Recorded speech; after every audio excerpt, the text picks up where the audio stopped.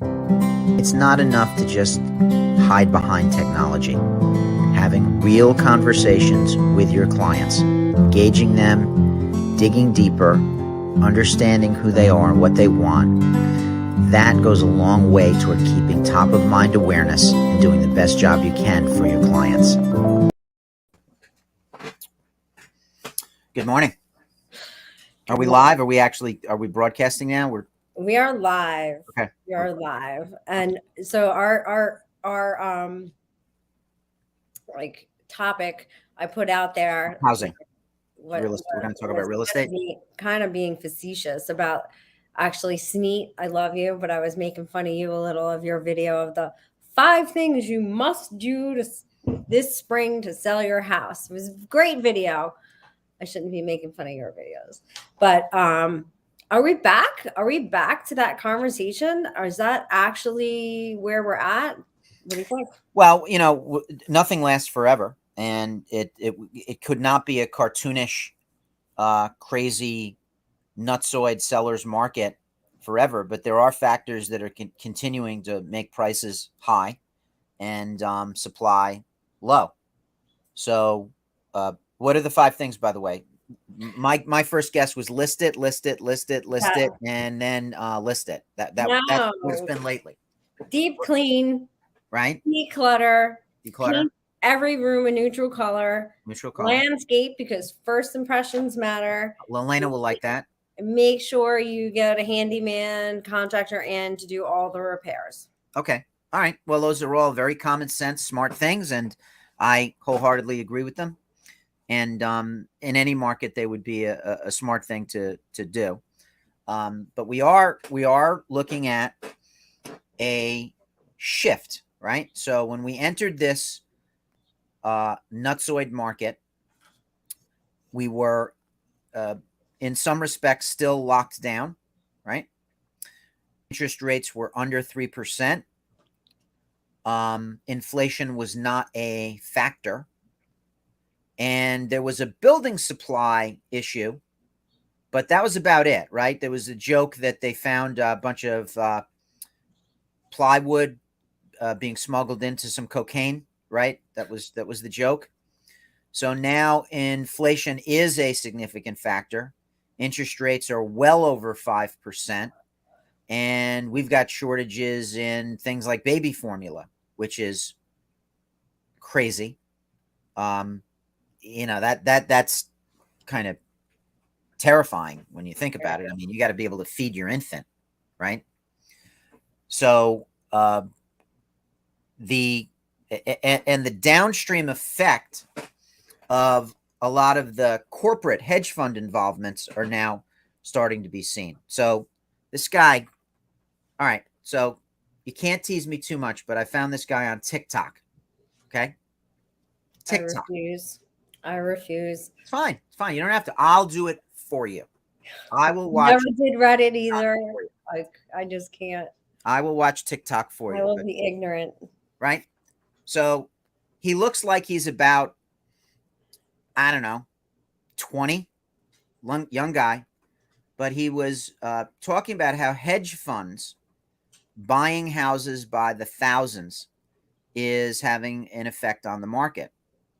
And he says once a hedge fund buys a single family property, that property goes into a completely other shadow market where it will never return to the regular mainstream market. So let's take, for example, Zillow.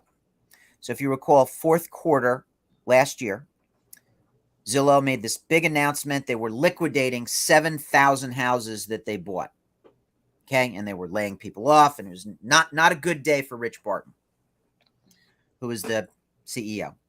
So when Zillow decided to liquidate those 7,000 houses, my first thought was, oh, all of the agents that Zillow has a relationship with are going to get a lot of listings. That did not happen. When Zillow liquidated those 7,000 houses, they just sold it to some other fund. Yeah. Some big corporate buyer bought those houses. So those houses, that's emblematic of what Mr. Pineda here is talking about, which is Why isn't there any regulation here? Why capitalism, damn it. balance?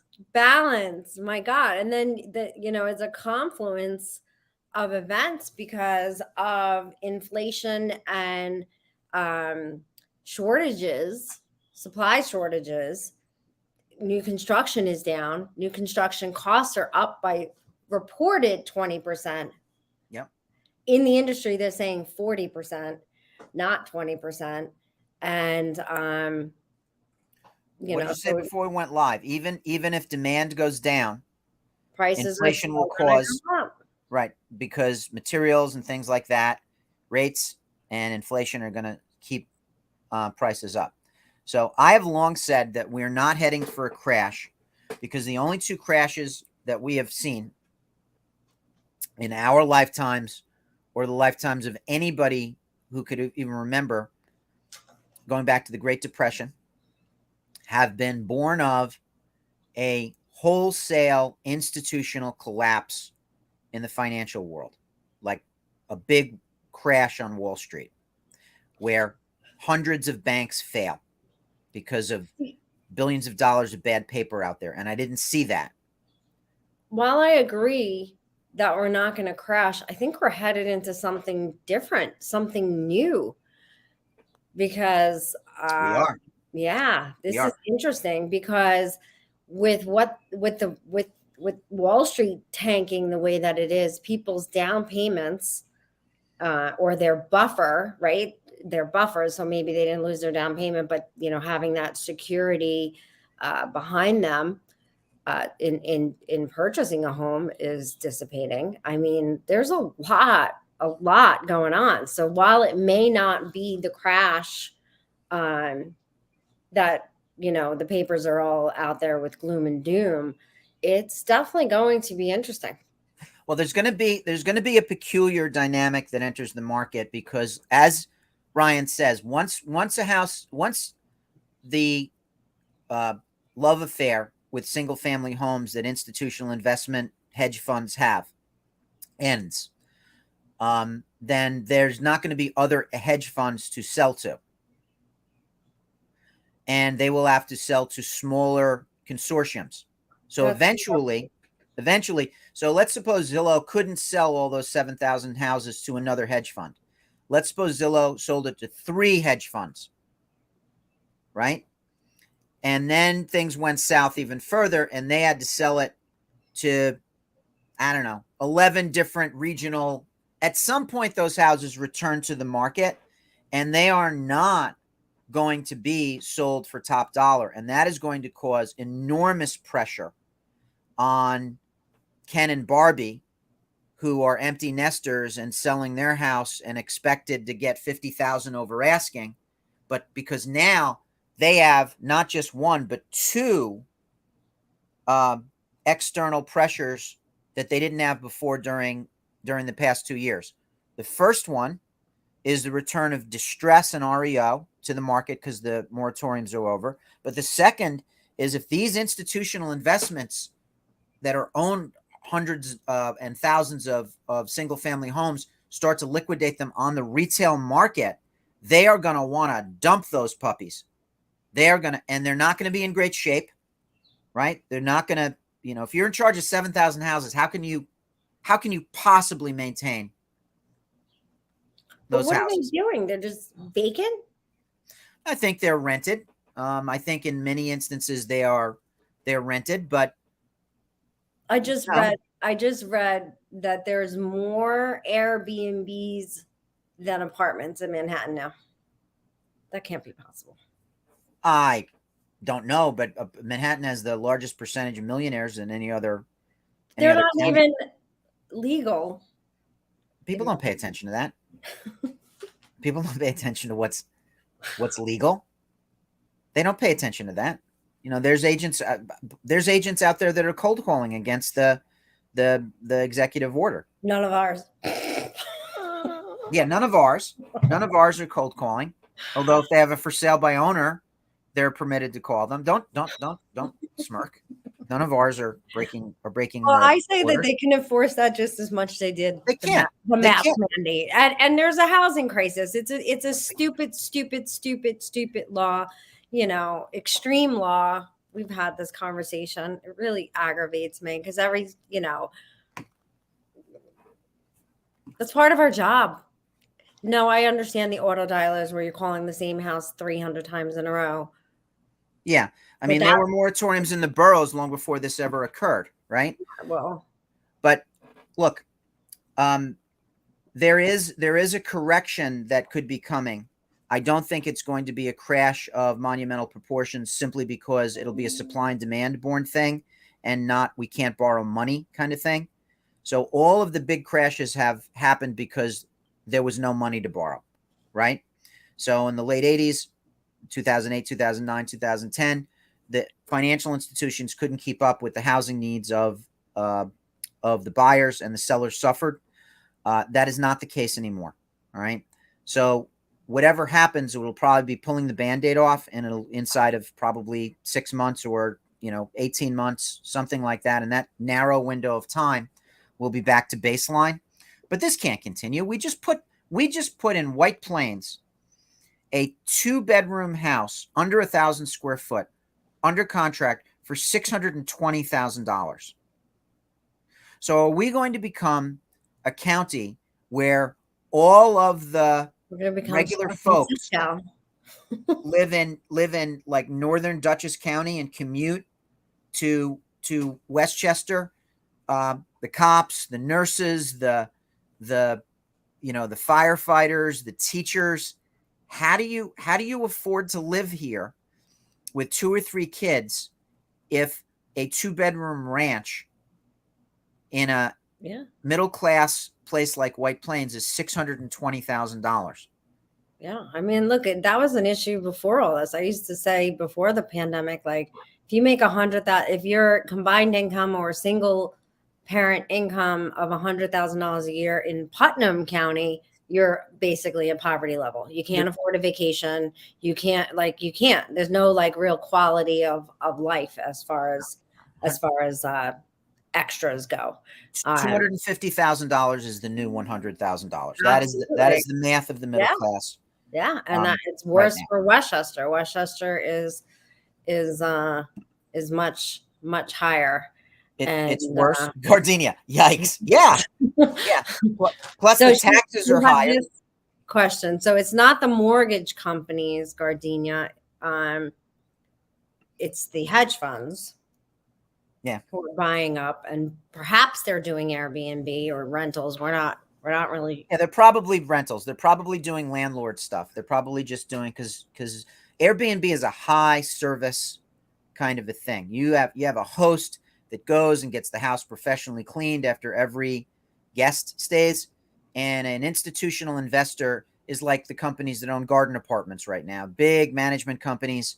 You have to fill out paperwork to get your leaky faucet fixed, and eventually they'll get a guy over there. So that's the same sort of model that they have. And the tricky bit about those hedge funds being these big institutional landlords is that when the shine goes away from this asset, there is a possibility that there could be a big liquidation. And when there's a big liquidation, there's a correction. But what we won't have is a shortage of money to borrow because there's very little bad paper out there to cause institutional failure. So the mortgage companies are still going to be in okay shape. They're probably going to be in better shape than ever because there's going to be a lot of people borrowing from them, and appraisals won't be an issue. Hooray! Appraisals won't be a big issue, but yeah. So when the whales fight, the minnows suffer. And I think that's what's happening with the cops and the nurses and the teachers and the guys that are in the trades. You got an electrician or a plumber or something like that. These guys have to live in East Jabip in order to afford to work around here. And you need to have a 2-income family. There's no doubt about it. Or one big fat income. Well, that would be nice. That would be nice, especially if it wasn't mine. It would be good if if I could just stay home, take care of the dogs, take care of our chickens. We're huge now. The chickens are massive. No eggs yet, but we just put netting because they can fly out of the coop. So going back to the topic of the Chickens are in good shape. The spring tips. I'm going to go back. I'm going to go back to saying what I've been saying for the last 15 months or so. While I think it's probably become where you need to pay a little more attention when putting your house on the property, but don't be holding off for major projects and repairs. 1 or 2 weeks in getting your house together should be about the amount of time that you're spending. And then you should let the price reflect anything else. Yeah. My brother has a house in Colorado that he bought for $300-something thousand that he can probably get $1.5 million for now. And he's hesitated this whole time because, he's very busy, busy snowmobiling every day of his life. And, the broker that he's pretty close with gave him a laundry list of stuff to do. That where he's calling me saying, I need you to get your license in Colorado. Yeah, maybe you should move out to Colorado and get your license. Yeah. Well, it's reciprocal. Sell his are we reciprocal with Colorado? Colorado's reciprocal with every single state. Smart. Well, it's another reason to love Colorado. First state to legalize recreational weed, if I'm not mistaken. I think it was. Yeah. How could you not like Colorado? Colorado's like my son, my youngest son. Everybody loves him. What's not to love about Colorado, honestly? So, look, there's stuff going on an institutional level that we don't have any control over. List your house, sell it as is. The market will determine the price. I want to wait for the flowers to come out and all of that stuff. That is very 2015. The tide is not going to stay high for a super long time. And just remember, you have to go somewhere too. Yeah. Listen to your agent. And if your agent tells you dumb stuff, talk to another agent. How about this, folks? If a real estate agent tells you something that makes you pause, just like a doctor, just like an attorney, just like anybody else, get a second opinion. Bring in another agent that might specialize in maybe in your type of house and not necessarily your neighborhood, or just somebody with stripes that can give it to you straight. And you're not going to get the usual cookie cutter, declutter, take the family pictures down, hire a stager, put some baked cookies, get scented candles. I mean, come on, that's you need people that understand, how the internet works, how we find people, how we invade their privacy with cookies. That's the cookie you should be taught. The cookie of real estate was baking. Well, that's very nice, Christy. Thank you. Baking cookies was the cookie of real estate 10 years ago. The cookies of real estate now are in your computer. That is my final thought. And in your timing, which I've spent my whole career saying you can't time it. Well, right now you can. You can. All right. Well, everybody have a great week. And that was it for our spring tips. Where is there we go. We'll go out with this.